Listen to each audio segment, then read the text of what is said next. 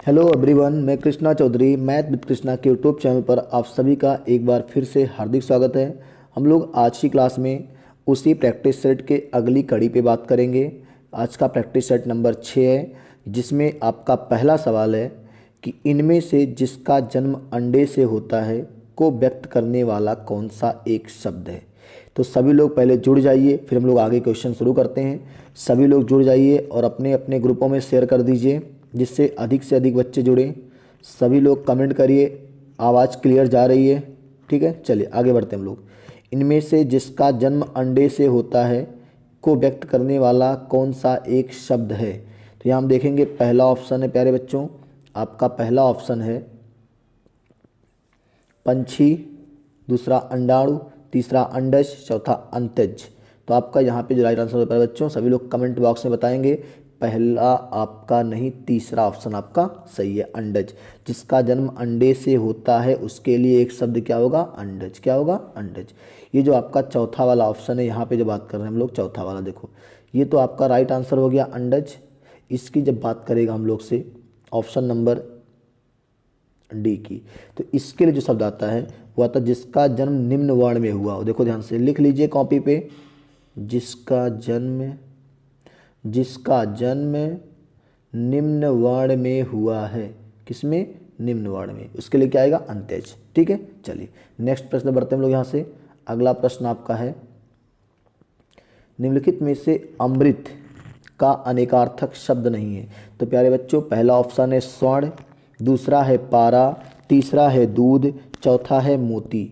तो प्यारे बच्चों, सभी लोग कमेंट करके बताइए कि इसका राइट आंसर क्या होने वाला है।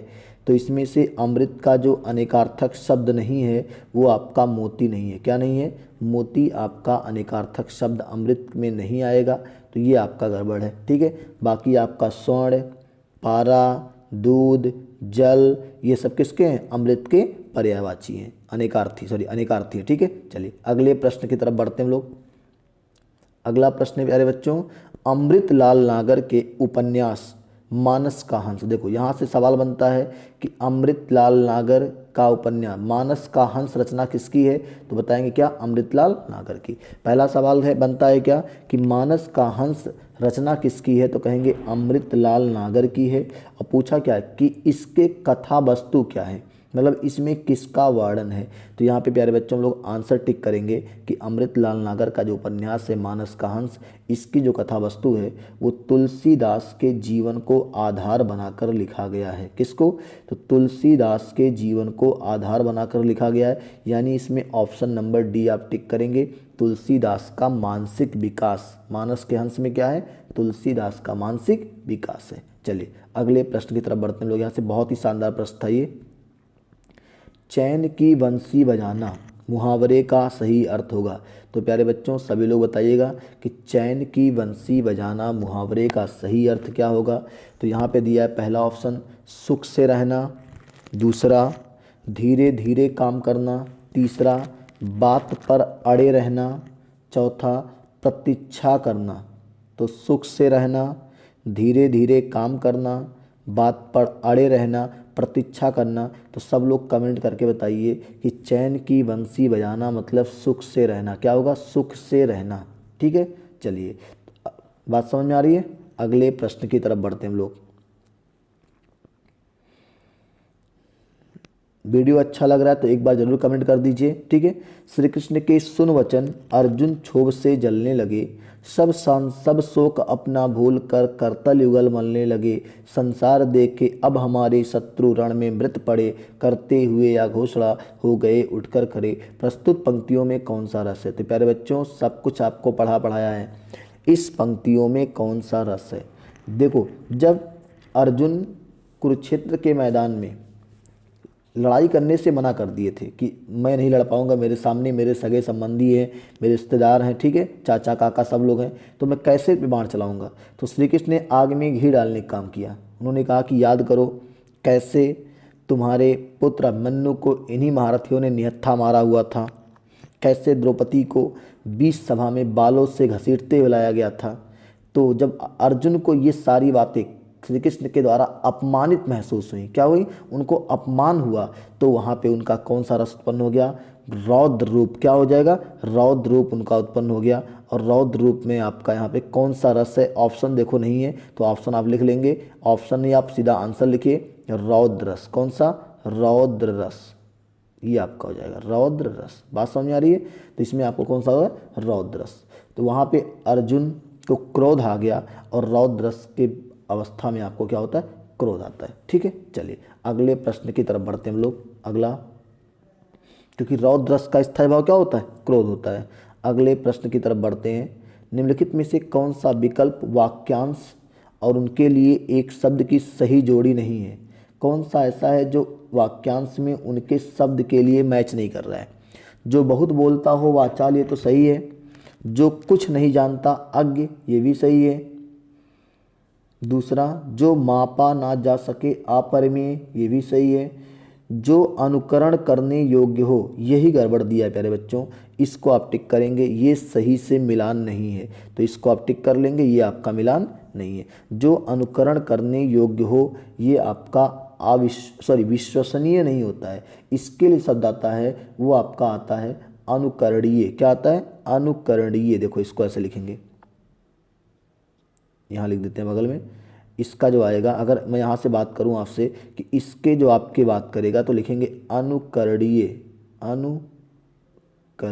ठीक है, ये होता है। बात समझ आ रही है। जो अनुकरण करने योग्य तो क्या होगा, अनुकरणीय। समझ में, देखो ऐसे लिख देते हैं यहाँ पे मैं साफ साफ, अनुकरणीय।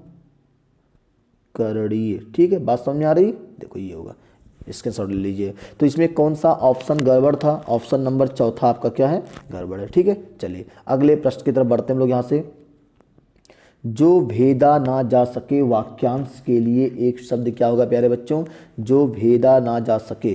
तो यहाँ पे देखो, कहते नहीं कि ये किला अभेद है, जिसको कोई आज तक भेद नहीं पाया है। ठीक है, तो क्या होगा इसके लिए क्या होगा, अभेद। क्या होगा, अभेद। तो यहाँ पे ऑप्शन नंबर आप सी को टिक करेंगे, अभेद। क्या होगा, अभेद होगा। ठीक है, दुर्भेद क्या होता है, जिसे कठिनाई से भेदा जा सके, उसे क्या कहेंगे, दुर्भेद। जिसे कठिनाई से भेदा जा सके उसे क्या कहेंगे प्यारे बच्चों, दुर्भेद कहते हैं। ठीक है, अगर लौह पुरुष की बात करें, जो पुरुष लोहे के समान हो वो क्या होगा, लौह पुरुष। क्या होगा, लौह पुरुष। सर्वशक्तिमान, जो सभी शक्तियों से संपन्न हो उसे सर्वशक्तिमान कहते हैं। तो यहाँ पे क्या होगा, अभेद सही होगा। चलिए अगले प्रश्न की तरफ बढ़ते हैं। ब्याल, उरग, पनंग निम्नलिखित में से किसके पर्यायवाची शब्द हैं। तो प्यारे बच्चों, आपका पहला विकल्प है भौरा, दूसरा है हाथी, तीसरा है सियार, चौथा है सांप। तो सबको पता है कि ब्याल, उरग, पनंग ये सब किसके पर्यायवाची प्यारे बच्चों, सर्प के पर्यायवाची। किसके हैं, सर्प के पर्यायवाची हैं। अब सर्प के और भी पर्यायवाची है, उसको देख लो आप। सर्प के पर्यायवाची और कौन कौन है, सर्प के पर्यायवाची ब्याल हो गया, उरग हो गया, पनंग हो गया, नाग हो गया। देखो देखो सर्प के पर्यायवाची में नाग, क्या हो गया, नाग भी है आगे। ठीक है, नाग हाथी का भी होता है। ठीक है, विषधर भी है, विषधर भी है। ठीक है, इसके अलावा आपको भुजंग देखने को मिलेगा। क्या देखने को मिलेगा, भुजंग देखने को मिलेगा। इसके अलावा आपको देखने को मिलेगा अहि। क्या मिलेगा, अहि। ये सब किसके पर्यायवाची हैं, सर्प के पर्यायवाची हैं। अगर हम बात करें हाथी के पर्यायवाची की तो गज, हाथी के पर्यायवाची की बात करेंगे तो गज, मतंग। ठीक है, गज, मतंग, गजेंद्र। ठीक है, भौरे के पर्यायवाची में भ्रमर, भौरा, मधुप, मधुकर, सिलीमुख। ये सब किसके पर्यायवाची है, कॉपी पेन के साथ बैठिए। भौरे का पर्यायवाची भ्रमर, भौरा, मधुप, मधुकर, सिलीमुख। ठीक है, चलिए अगले प्रश्न की तरफ बढ़ते हैं हम लोग। यहाँ से इसका जो राइट आंसर है प्यारे बच्चों, वो आपका ऑप्शन नंबर डी को आप टिक करके आगे बढ़ेंगे। ठीक है, चलिए अगला है, निम्नलिखित में से कौन सा विकल्प शब्द और उनके अनेकार्थक शब्द की सही जोड़ी नहीं है। तो सब लोग कमेंट करके बताइए इसमें कौन सा सही नहीं है। अंक मतलब चिन्ह और भाग दोनों होता है, एकदम सही है। अंक का मतलब चिन्ह और भाग दोनों होता है, ये कहीं से भी गड़बड़ नहीं है, एकदम सही है। कोट माने किला और एक प्रकार का वस्त्र भी होता है। कोट कहते नहीं, कोट पहन लो ठंडी लग रही है, तो कोट माने किला और एक प्रकार का वस्त्र, ये भी सही है। बलि माने उपहार और कर दोनों होता है, उपहार और कर। ठीक है। सर माने आपका यही गड़बड़ है, सर मतलब तालाब और सर मतलब सिर, लेकिन सर मतलब यहाँ पे ये नहीं होगा, श्रद्धेय नहीं होगा, तो ये गड़बड़ है आपका। चलिए अगले प्रश्न की तरफ बढ़ते हैं हम लोग। यहाँ से अगला प्रश्न लेते हैं। निम्नलिखित में से सही वाक्य की पहचान कीजिए। सही वाक्य की पहचान करना है। श्री कृष्ण के अनेकों नाम हैं, तो प्यारे बच्चों अनेक शब्द का प्रयोग करना गलत है। किसका प्रयोग करना गलत है? अनेकों शब्द का प्रयोग करना गलत है, क्योंकि अनेक अपने आप में खुद ही बहुवचन है। किसका? एक का बहुवचन क्या होता है? अनेक। क्या होता है? एक का बहुवचन क्या होता है? अनेक होता है। तो यहाँ पे जहाँ पे भी अनेकों शब्द आएगा सब गड़बड़ है। और यहाँ पे श्री कृष्ण का के अनेक नाम हैं, तो यहाँ पे ऑप्शन नंबर बी को आप टिक कर लेंगे। इसमें जो राइट आंसर होगा वो यही सही है कि श्री कृष्ण के अनेक नाम हैं। बात समझ में आ रही है? चलिए अब बाकी अगर हम देखेंगे, वृक्ष की शाखा पर अनेकों बंदर बैठे हैं, तो भी गलत है। तो क्या कहेंगे? वृक्ष की शाखा पर अनेक बंदर बैठे हैं। तालाब में अनेकों मछलियां मर गईं, तो अनेकों नहीं, तालाब में अनेक मछलियां मर गईं। चलिए अगले प्रश्न की तरफ बढ़ते हैं। क्रिया का मूल रूप क्या कहलाता है? क्रिया का मूल रूप क्या कहलाता है? तो प्यारे बच्चों धातु, कर्म, उपसर्ग, प्रत्यय।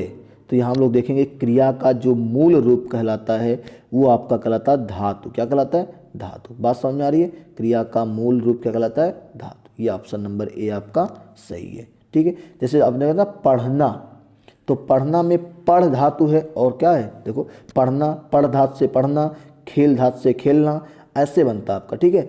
दो क्रिया का मूल रूप धातु है, तो पढ़ धातु से पढ़ना, खेल धातु से खेलना क्रिया बन जाती है। बात समझ में आ रही है? धातुएं दो प्रकार की होती है, मूल धातु और यौगिक धातु। क्या होती है? मूल धातु और यौगिक धातु। चलिए अगले प्रश्न की तरफ बढ़ते हैं हम लोग।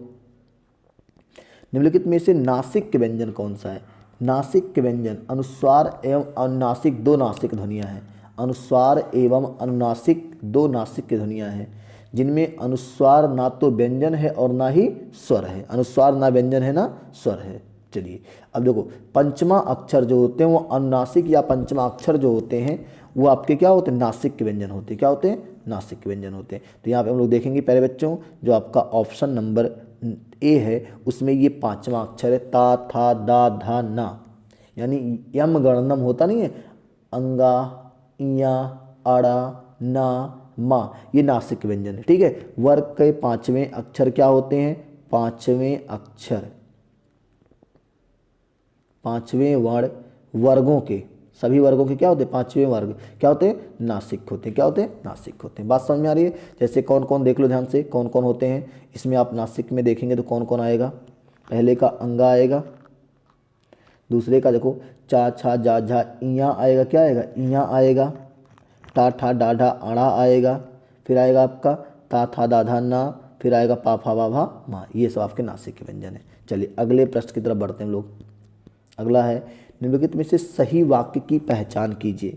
वे धीमी स्वर बोला, गड़बड़ है। वे धीमी स्वर बोला, एकदम गड़बड़ है, कहीं से भी सही नहीं है। दूसरा, वह धीमे स्वर में बोले, वह धीमे स्वर में बोले, वह धीमे स्वर में बोला, वे धीमी स्वर में बोला। तो चौथा तो एकदम गड़बड़ है। ठीक है। अब दूसरा या तीसरा में से कोई सही है, तो हम लोग देखेंगे वह धीमे स्वर में बोला। तो प्यारे बच्चों इसको आप टिक करेंगे, वह धीमे स्वर में बोला। बाकी आपका ये भी गड़बड़ है, बी वाला भी।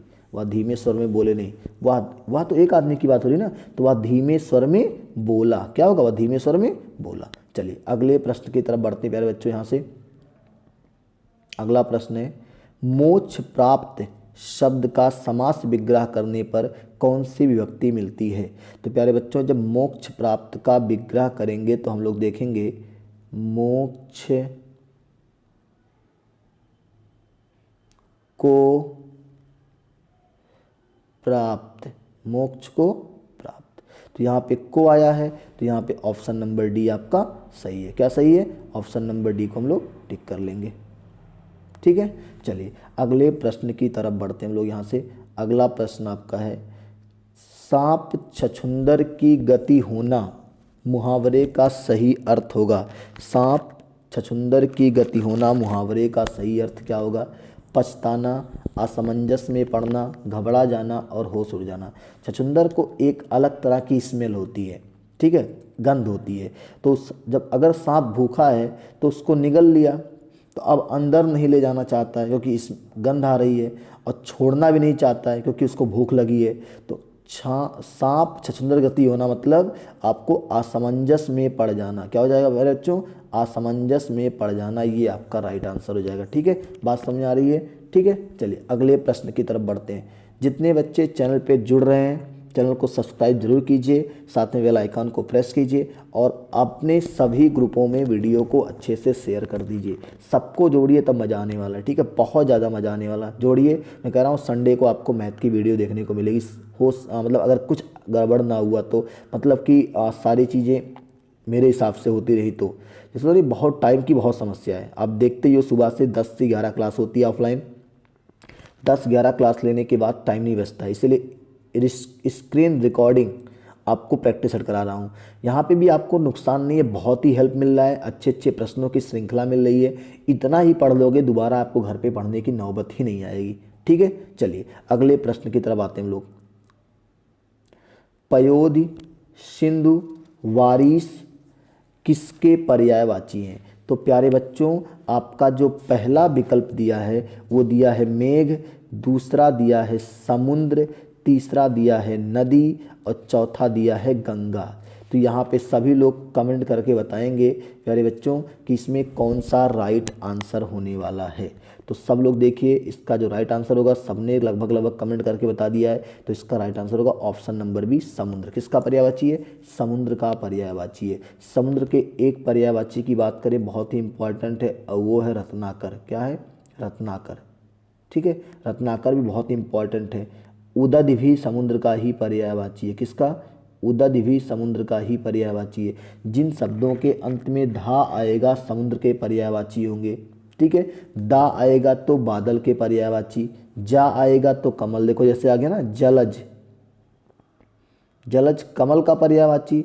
अब आ जाए अंत में दा, जलद, तो बादल का पर्यायवाची। अब आ जाए जलधि, धा आ जाए तो समुद्र का पर्यायवाची। बात समझ में आ रही है? तो यहाँ तक आपने देखा। अगर मेघ के पर्यायवाची की बात करें, मेघ, तो बादल, कॉपी लेके लिखिएगा, बादल, जलधर, वारिद, नीरद। देखो ऐसे एक एक शब्दों को कॉपी पे लिखते चलो प्यारे बच्चों। मेघ का बादल, जलधर, वारिद, नीरद, जीमूत। बहुत ही इंपॉर्टेंट है, मैं यहाँ लिख देता हूँ इसको पहले स्क्रीनशॉट लीजिए, आप स्क्रीनशॉट लीजिए। जीमूत, देखो ध्यान से, बहुत ही इंपॉर्टेंट है, बादल का पर्यायवाची जीमूत, बहुत ही इंपॉर्टेंट है ये। बात समझ में आ रही है? नदी के पर्यायवाची को अपनी कॉपी पे मेंशन करो प्यारे बच्चों। सरिता,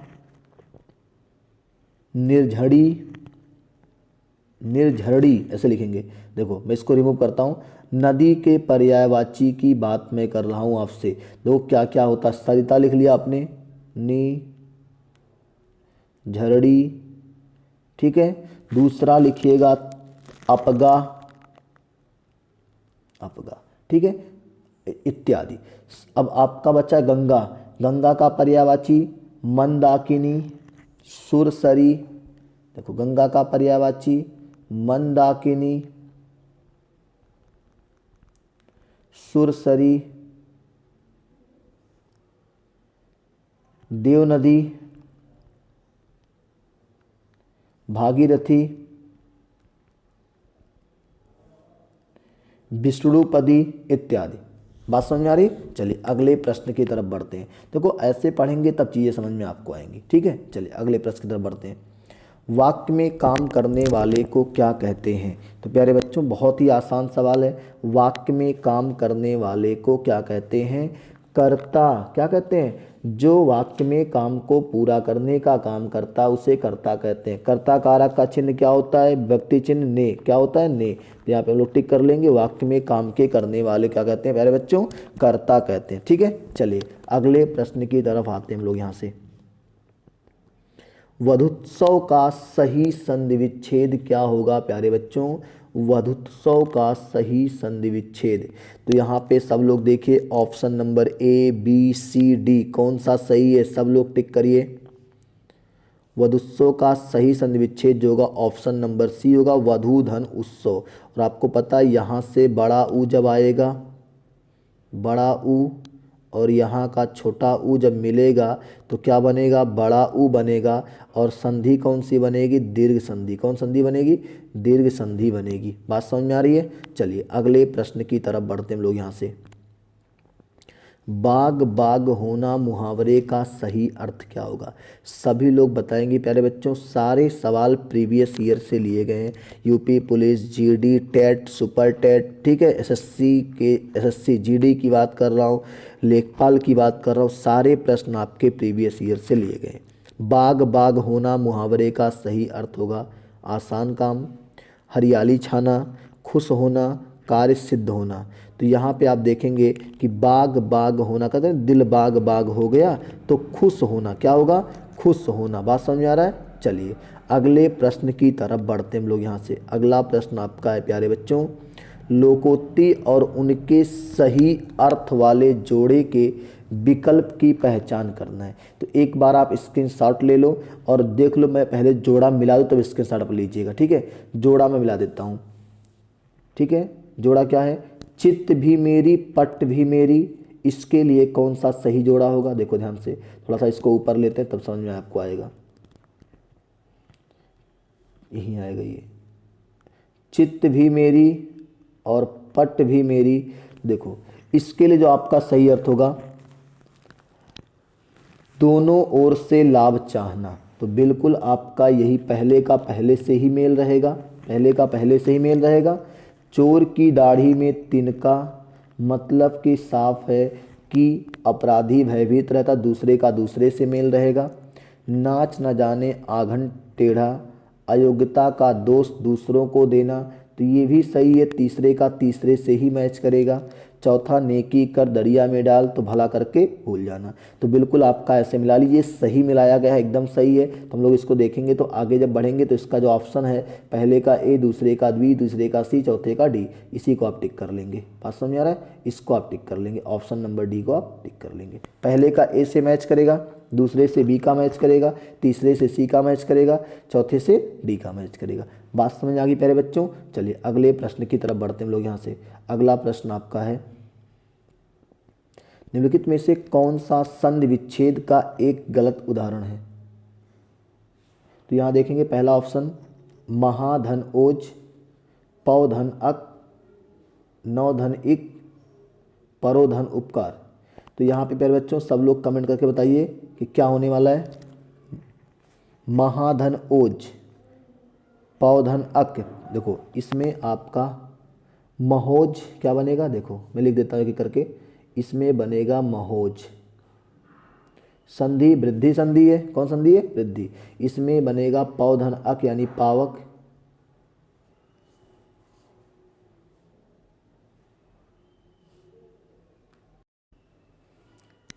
इसमें बनेगा आपका नौधन इक नाविक, ये पावक, पौधन अक क्या होगा, पावक, ये बनेगा महोज। तो गड़बड़ कौन है, ये आपका गड़बड़ है, ऑप्शन नंबर डी आपका गड़बड़ है। पर धन उपकार होता है, क्या होता है इसका, पर धन उपकार होता है, परोधन नहीं होता है। बात समझ में आ रही है, पर धन उपकार। चौथा गड़बड़ है, पहले में संधि कौन सी, महोज में वृद्धि, पहले में कौन संधि है, पहले में वृद्धि है। दूसरे में पावक में अयाद संधि, कौन संधि, अयाद संधि। तीसरे में नाविक में, तीसरे में अयाद संधि। चौथे में पर धन उपकार होता तो गुण संधि होती, लेकिन है नहीं, तो चौथा गड़बड़ है, ठीक है। चलिए अगले प्रश्न की तरफ बढ़ते हैं हम लोग यहाँ से। प्यारे बच्चों अगले प्रश्न की तरफ बढ़ते हैं। निम्नलिखित वाक्यांश में अपादान कारक किस में प्रयुक्त हुआ है। अपादान कारक का चिन्ह से होता है और अलग होने के अर्थ में होता है। क्या होता है, अपादान कारक का चिन्ह से होता है और अलग होने के अर्थ में होता है।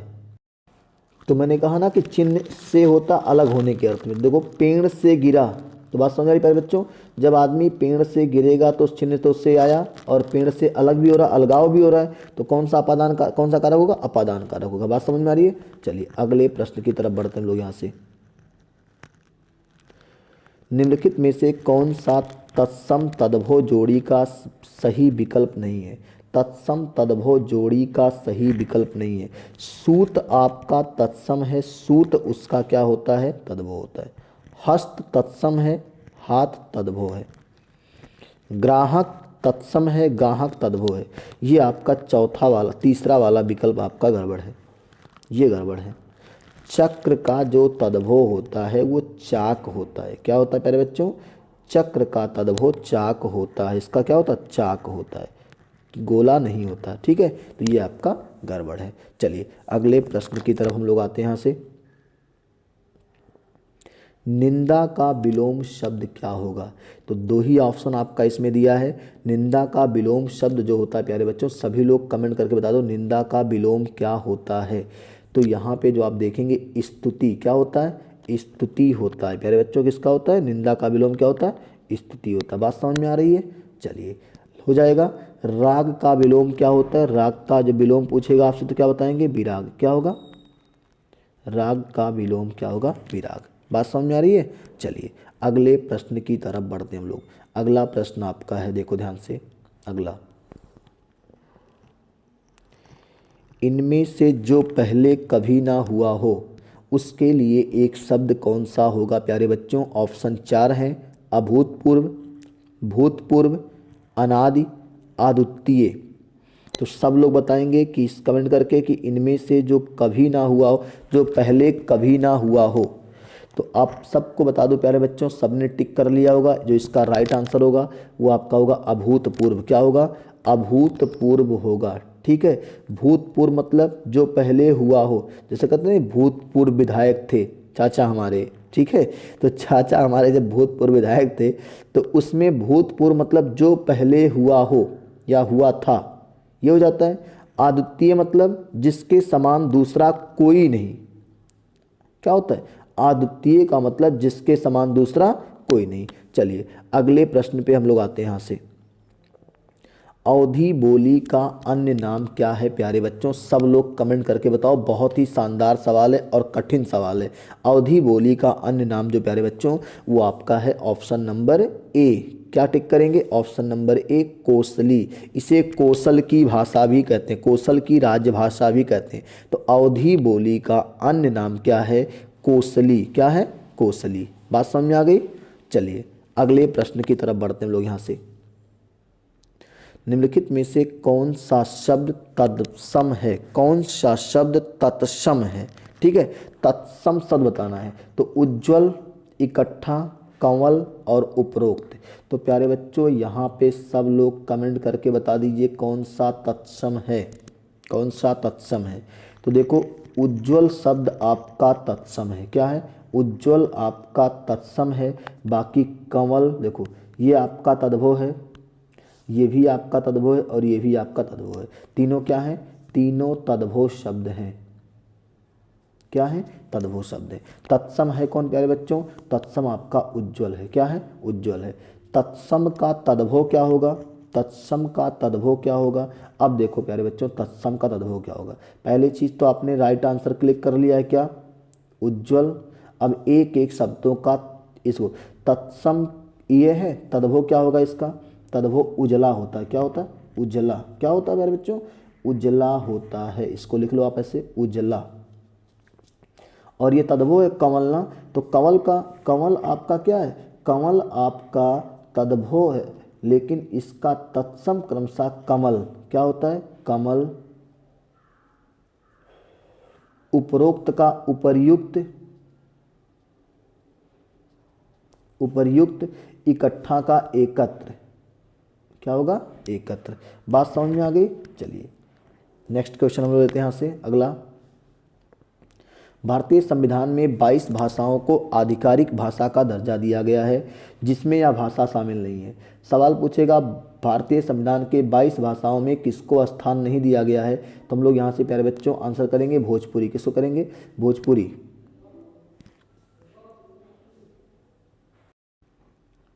चलिए इसका राइट आंसर आपने क्लिक कर लिया होगा। राइट आंसर इसका क्या होगा प्यारे बच्चों? आपका है भोजपुरी। क्या है? भोजपुरी। चलिए भारतीय संविधान के 8वीं अनुसूची में 22 भाषाओं का उल्लेख, कितनी, किस अनुसूची में? 8वीं अनुसूची में 22 भाषाओं का उल्लेख है। कितनी भाषाओं का? 22 भाषाओं का, जिसमें भोजपुरी को स्थान नहीं दिया गया। चलिए अगले प्रश्न की तरफ बढ़ते हैं हम लोग। यहाँ से अगला प्रश्न आपका है, आप यूट्यूब पे जाइएगा तो वहाँ पे उपभाषा और बोली की एक वीडियो मिलेगी मेरी, ठीक है। उसमें आपको बाकायदे पूरा अच्छे से पढ़ाया गया है कि उपभाषाएँ 5, बोलियाँ 18, ठीक है। उपभाषा और बोली, ठीक है। लेकिन यहाँ पे 22 भाषाएँ हैं, यूपी टेट में पूछा था, ठीक है। उपभाषा और बोली, देखो ध्यान से यहाँ पे दिया है, भारतीय संविधान ने 22 भाषाओं को ना 8वीं अनुसूची में रखा गया। क्या रखा गया? 8वीं अनुसूची में, ठीक है। 5 उपभाषाएं और कितनी बोलियां हैं? 18 बोली हैं। कितनी बोली हैं? बोली और भाषा, ध्यान दीजिएगा, 5 उपभाषाएं और 18 बोली। उपभाषा और बोली की एक वीडियो पड़ी हुई है और ये 22 भाषा है, ठीक है। क्या है? 22 भाषा है। चलिए अगले प्रश्न बढ़ते हम लोग। यहाँ से कौन सा असुर का पर्यायवाची शब्द नहीं है? तो प्यारे बच्चों यहाँ पे हम लोग देखेंगे कि असुर का जो पर्यायवाची नहीं है वो निश्चर तो होता, धनुज होता है, राक्षस होता है, महाकाय होता है क्या? आप सभी लोग कमेंट करके बता दो एक बार कि कौन सा धनुष का, उसका असुर का पर्यायवाची नहीं है। असुर का पर्यायवाची तो यहाँ पे देखेंगे, निश्चर, धनुज, राक्षस, दानव, निशाचर, रजनीचर, सब असुर के पर्यायवाची। महाकाय जो है वो विशाल का समानार्थी किसका है? विशाल, तो ये आपका महाकाय नहीं होगा। बात समझ में आ रही है? चलिए अगले प्रश्न की तरफ बढ़ते हैं लोग। यहाँ से अगला प्रश्न है, सुधी, मनीषी, बुद्ध निम्नलिखित में से किसके पर्यायवाची शब्द हैं? तो सुधी, मनीषी, बुद्ध, पहला तो पंडित, दूसरा धनी, तीसरा पति, चौथा गुरु। बहुत ही इंपॉर्टेंट सवाल है, कई एग्जाम ने इसको पूछा है। तो ये सुधी, मनीषी, बुद्ध जो है ये आपके प्यारे बच्चों कमेंट करके बता दो किसके पर्यायवाची हैं। और जितने बच्चे चैनल पे नए जुड़े हैं चैनल को सब्सक्राइब कीजिए, साथ में बेल आइकन को प्रेस कीजिए और अपने सभी ग्रुपों में इस वीडियो को अधिक से अधिक शेयर कर दीजिए। इसके अलावा भी यूट्यूब पे मैथ विद कृष्णा, इसी चैनल पे आपको मैथ की वीडियोज, हिंदी की क्लास भी पढ़ी हुई है, ठीक है। जैसे संधि की क्लास बहुत ही बेहतरीन तरीके से पढ़ाई गई है, आप उसको ज़रूर देखिएगा। रस की क्लास बहुत अच्छी से पढ़ाई गई है, तो आप उन सारी क्लास को दोबारा से देखिएगा, रिवीजन करिएगा। तो इसको जो राइट आंसर क्या लगाएंगे हम लोग? पंडित। क्या लगाएंगे प्यारे बच्चों? पंडित लगाएंगे। बात समझ में आ रही कि नहीं आ रही है? ठीक है। गुरु के पर्यायवाची की जब बात करेगा तो बड़ा होता है, पूज्य होता है, मार्गदर्शक होता है, बृहस्पति होता है। धनी का पर्यायवाची क्या होता है प्यारे बच्चों? अमीर, रईस, दौलतमंद, धनवान।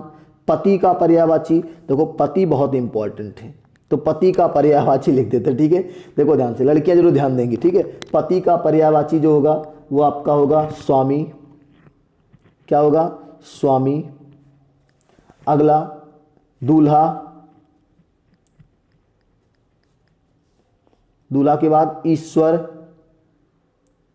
ईश्वर की संज्ञा दी गई, ठीक है, पति को। तो देखो दूल्हा जो आपका है वो क्या है? तद्भव शब्द है। दूल्हा का तत्सम क्या होता है? दुर्लभ। क्या होता है? दुर्लभ होता है। धरती पे डायनासोर के बाद दूल्हा एक ऐसी प्रजाति जो दुर्लभ होती है, ठीक है। तो दूल्हा का तत्सम क्या होता है? दुर्लभ होता है। चलिए अगले प्रश्न की तरफ बढ़ते हैं हम लोग। यहाँ से अगला प्रश्न आपका है, मार्तंड, अर्क, अंशुमाली निम्नलिखित में से किसके पर्यायवाची हैं? तो देखो प्यारे बच्चों यहाँ पे सभी लोग कमेंट करके बता दीजिए अगर आप दूल्हे से उबर के बाहर आ गए। तो अब इस सवाल पे ध्यान दीजिए, मार्तंड, अंशु और अर्क, अंशुमाली और अर्क किसके पर्यायवाची हैं? तो प्यारे बच्चों ऑप्शन नंबर सी को टिक करेंगे, सूर्य के पर्यायवाची। किसके हैं? सूर्य के पर्यायवाची हैं। सूर्य के और पर्यायवाची सुन लो, दिनकर, दिवाकर, भास्कर, मार्तंड, अर्क, अंशुमाली, भानु, आदित्य, सूरज इत्यादि। बात समझ में आ रही है? चंद्रमा के पर्यायवाची की जब बात करेगा, शशि, हिमकर, रजनीश, चांद, मयंक, सुधाकर। बात समझ में आ रही है? रोशनी के पर्यायवाची की जब बात करेगा तो कहिएगा प्रभा। क्या कहेंगे? प्रभा, प्रकाश, दीप्ति, ज्योति, उजाला। बात समझ में आ रही है? चलिए अगले प्रश्न की तरफ बढ़ते हैं हम लोग। यहाँ से अगला प्रश्न आपका है, चलिए आपके कुछ इंपॉर्टेंट फैक्ट हैं, उसको आप लोग स्क्रीनशॉट लीजिएगा। रीतिकाल का नामकरण करने वाले विद्वान, जैसे हमने इसके पहले वीडियो में आपको बताया था आदिकाल का नामकरण करने वाले विद्वानों के बारे में, तो यहाँ हम लोग देखेंगे रीतिकाल का नामकरण वाले विद्वान कौन कौन से हैं। तो रामचंद्र शुक्ल ने प्यारे बच्चों रीतिकाल को रीतिकाल का ही नाम दिया था। क्या नाम दिया था? रीतिकाल को रीतिकाल का ही नाम दिया था किसने? रामचंद्र शुक्ल ने। रामचंद्र शुक्ल का जन्म कहाँ हुआ था? बस्ती जिले के अगोना नामक ग्राम में हुआ था। अब लड़के कहेंगे तो घर ही ग्रहण, तो हाँ घर ही ग्रहण, ठीक है। रामचंद्र शुक्ल ने ही रीतिकाल को रीतिकाल कहा था। अगला देखिएगा, हम लोग नेक्स्ट देखेंगे, मिश्र बंधु ने इसे क्या कहा है? अलंकृत काल कहा है। क्या कहा है? अलंकृत काल कहा है। और विश्वनाथ प्रसाद मिश्र ने इसे क्या कहा है? श्रृंगार काल कहा है। क्या कहा है? श्रृंगार काल कहा है। और रमाशंकर शुक्ल ने, जिनको रसाल के नाम से जानते हैं, रमाशंकर शुक्ल को रसाल के नाम से जानते हैं, इन्होंने कला काल कहा। क्या कहा? कला काल कहा। बात समझ आ रही है बच्चों? चलिए अगले हम लोग बढ़ते हैं। स्क्रीन शॉट आप लोग इसका लीजिए, पहले अच्छे से स्क्रीन शॉट लीजिए। चलिए आगे बढ़ते हैं हम लोग यहाँ से। अगला आपका है, पेज को स्क्रीन शॉट लेने के बाद आप लोग अपनी कॉपी पे भी लिख लिया करिए, बहुत ही इंपॉर्टेंट फैक्ट है, तो आप लोग जरूर इसको अपनी कॉपी पे मेंशन किया करिए, ठीक है। चलिए अगले हम लोग आते हैं यहाँ से, रीतिकाल का वर्गीकरण। रीतिकाल का वर्गीकरण रीति सिद्ध काव्यधारा के रूप में बिहारी ने किया था। बिहारी जी इसमें आते हैं रीति सिद्ध काव्यधारा में। रीतिबद्ध काव्यधारा में चिंतामणि, केशवदास, मतिराम, सेनापति देव ऐसे कवि आते हैं। रीति मुक्त काव्यधारा में घनानंद, आलम, बोधा और ठाकुर इत्यादि आते हैं, ठीक है। इसका भी आप लोग स्क्रीनशॉट रखिए और साथ में कॉपी पे जरूर मेंशन करिएगा, ठीक है। चलिए आगे बढ़ते हैं हम लोग यहाँ से। अगला आपका है,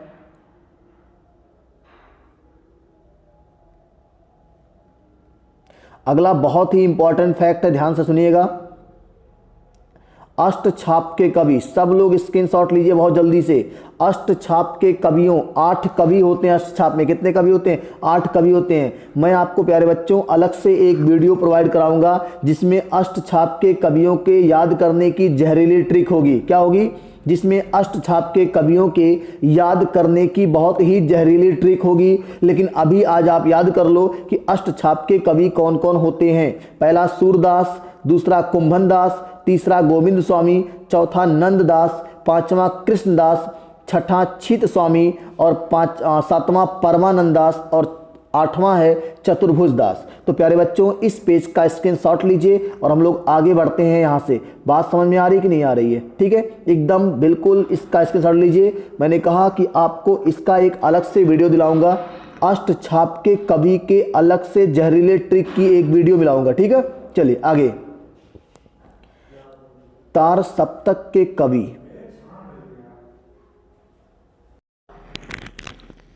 चलिए प्यारे बच्चों अगले पेज का भी स्क्रीनशॉट लीजिएगा। तार सप्तक के कवि, ध्यान सुनिएगा। तार सप्तक की स्थापना 1943 में हुई थी। मैंने इसके पहले वीडियो में आपको सवाल कराया था तार सप्तक।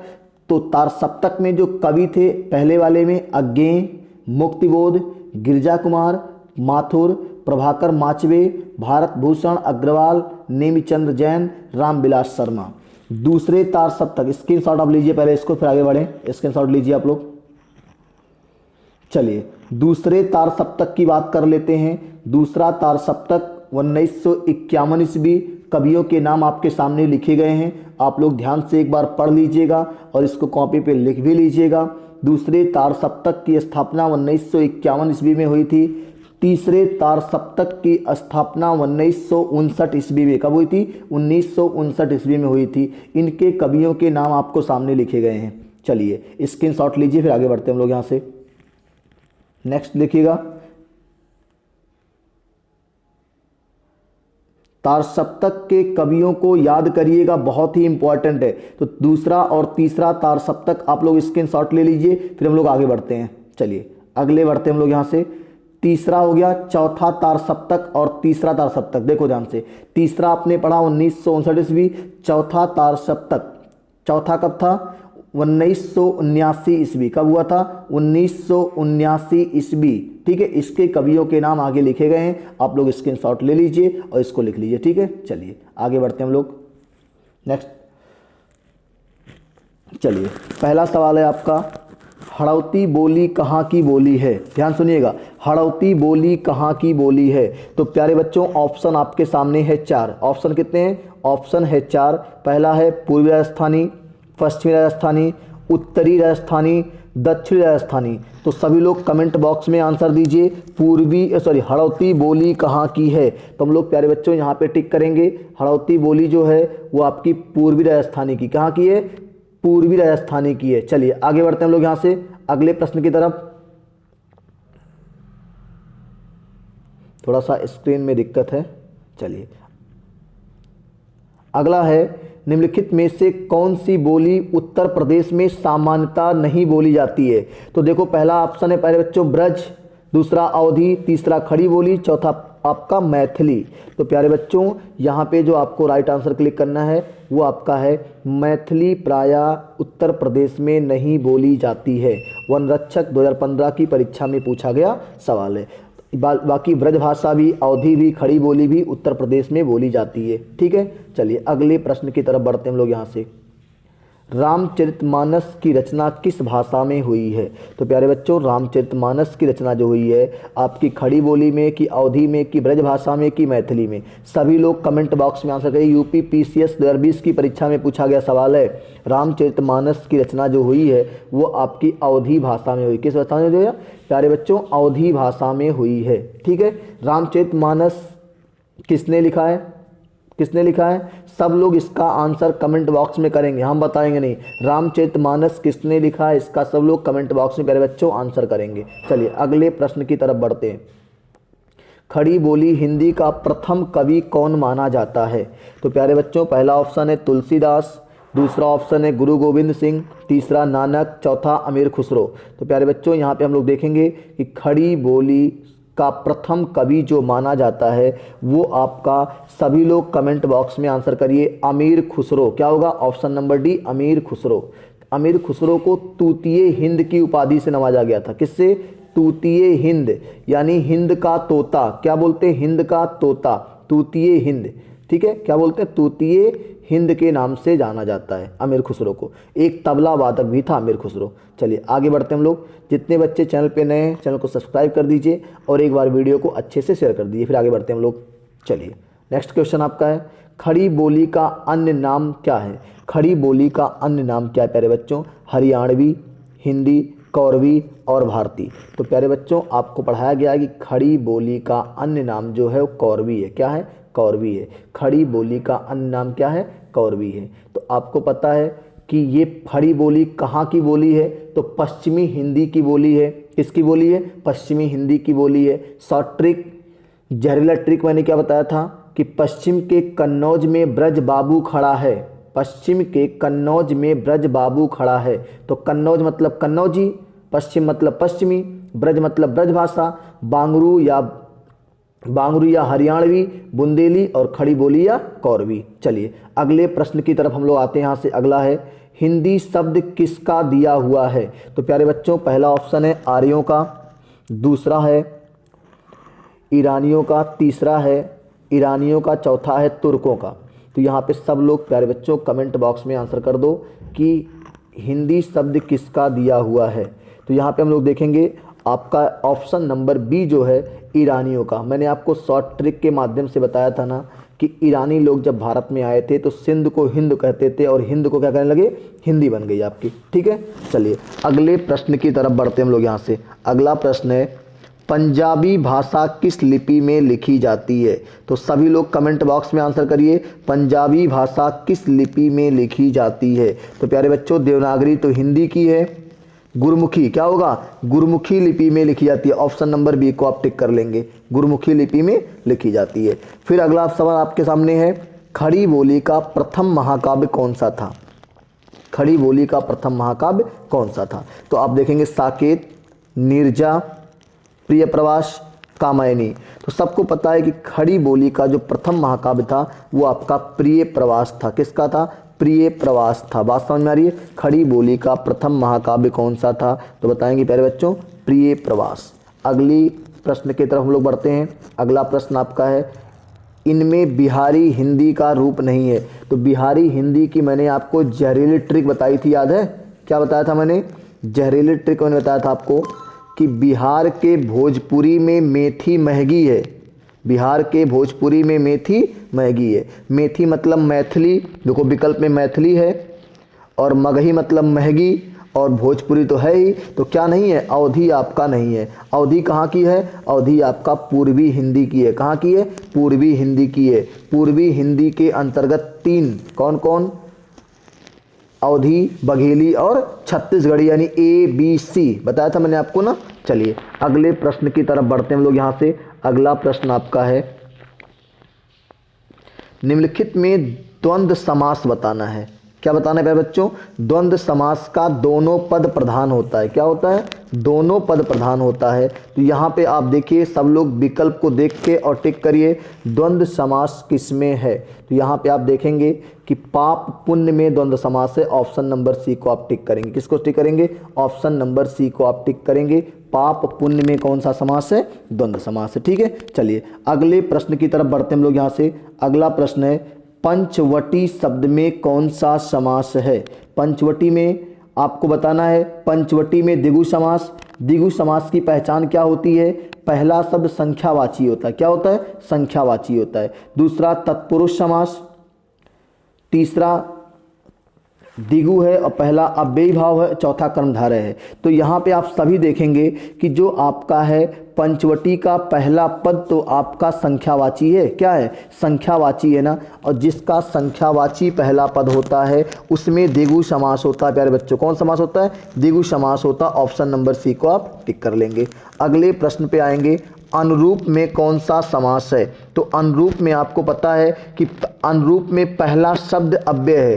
तो सभी लोग कमेंट में आंसर करिए, अनुरूप का पहला शब्द अव्यय है प्यारे बच्चों। तो अव्यय वाले शब्दों में कौन सा होता है, अव्ययी भाव समास होता है। यूपी TGT की परीक्षा में आया हुआ सवाल है। चलिए अगले प्रश्न की तरफ बढ़ते हैं, द्वंद्व समास में कौन सा पद प्रधान होता है। बहुत ही साधारण प्रश्न है, द्वंद्व समास में कौन सा पद प्रधान होता है। तो मैंने कहा था कि दोनों पद प्यारे बच्चों प्रधान होते हैं। तो ऑप्शन नंबर बी को आप टिक कर लो, द्वंद्व समास का दोनों पद क्या होता है, प्रधान होता है। चलिए अगले प्रश्न की तरफ हम लोग बढ़ते हैं। यहाँ से बात समझ में आ रही है, अगर वीडियो आपको अच्छा लग रहा है तो ज़रूर शेयर कर दीजिए और कमेंट करके सारे प्रश्नों का आंसर दीजिए। केवल कमेंट में मज़े मत लीजिए, पढ़िए साथ में मज़े भी करिए, लेकिन सारे प्रश्नों का आंसर मेरे बताने से पहले आप कमेंट बॉक्स में ज़रूर करिए। बहुत ही बेहतरीन सवालों का कलेक्शन है। चलिए अगले प्रश्न की तरफ देखिएगा ध्यान से, ध्यान मग्न में कौन सा समास है। कर्मधारय, बहुब्रीहि, तत्पुरुष, अव्ययी भाव। तो यहाँ हम लोग देखेंगे ध्यान मग्न में, ध्यान में मग्न क्या होगा, ध्यान में मग्न। तो प्यारे बच्चों तत्पुरुष समास है, ध्यान में मग्न। तत्पुरुष समास को हम लोग यहाँ पे अंडरलाइन करेंगे, ध्यान में मग्न। ठीक है, चलिए अगले प्रश्न की तरफ देखते हैं, इनमें से कौन सा शब्द कर्मधारय समास का उदाहरण है। तो कर्मधारय समास का उदाहरण देखेंगे, गृह प्रवेश, सुख दुख, अंधकूप और तिरंगा। तो प्यारे बच्चों सभी लोग कमेंट करके बता दो कि इसमें किसमें कर्मधारय समास है। तो यहाँ प्यारे बच्चों देखेंगे अंधकूप, अंधा है कुआं जो, अर्थात कौन, कर्मधारय। अंधा मतलब विशेषता बता रहा, विशेषण हो गया, तो यहाँ पे क्या हो जाएगा, कर्मधारय हो जाएगा। तिरंगा में बहुब्रीहि समास भी है और द्विगु समास भी है। सुख दुख में आपका द्वंद्व समास है। गृह में प्रवेश, घर में क्या होगा, प्रवेश, तो तत्पुरुष समास हो जाएगा। बात समझ में आ रही है। तो एकदम आपको अच्छे से पढ़ना है और सारे विकल्प को देखकर और आंसर को टिक करना है। ठीक है, चलिए अगले प्रश्न की तरफ बढ़ते हैं।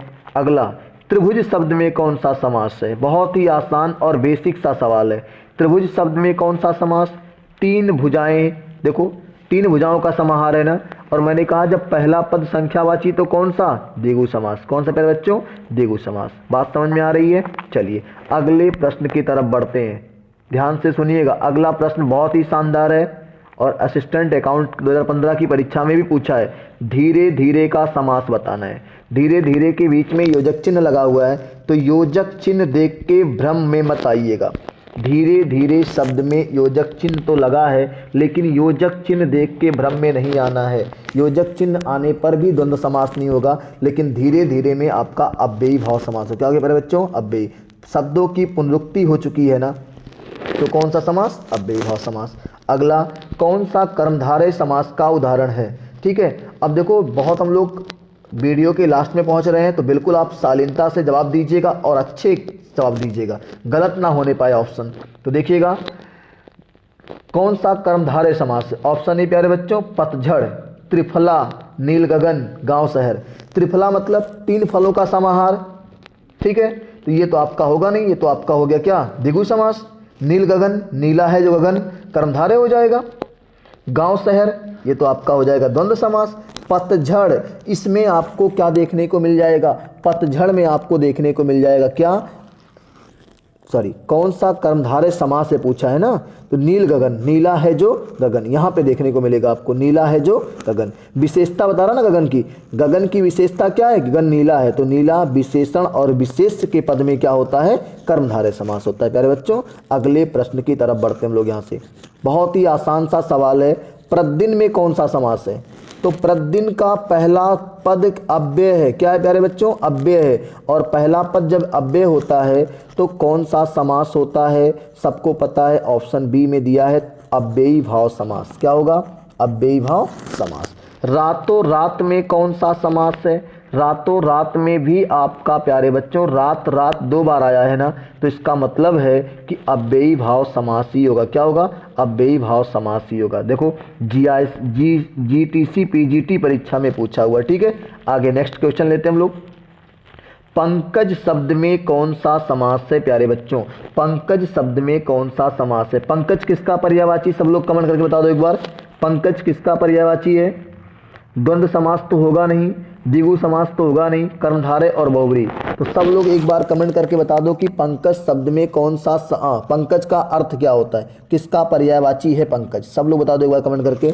पंकज जो है कमल का पर्यायवाची, किसका है, कमल का पर्यायवाची। तो इसका मतलब पंक प्लस जा, कीचड़ में जन्मा है जो, अर्थात कमल, यानी बहुब्री समास क्या हो जाएगा प्यारे बच्चों, बहुब्री समास हो जाएगा। यूपी टेट 2017 की परीक्षा में और इस साल भी पेपर में 2022 में छपा था ये सवाल, 2022 में भी ये सवाल डेट में आया हुआ है।